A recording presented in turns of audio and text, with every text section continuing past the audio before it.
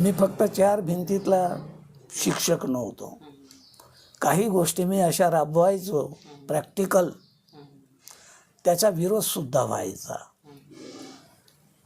त्यावेळेला तिथं मी स्काउट मास्टरही होतो. स्काउट मास्टरमध्ये खरी कमाई केली जाते. एकदा मी सर्व विद्यार्थ्यांना घेऊन खडी फोडायला घेऊन गेलो.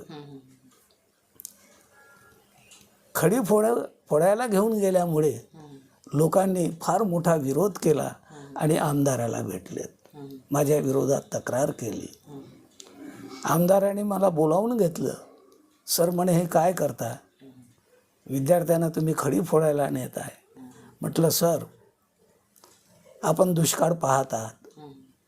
एवढा जबरदस्त दुष्काळ आहे की एवढी तरोट्याची भाजी आणि एवढंसं पीठ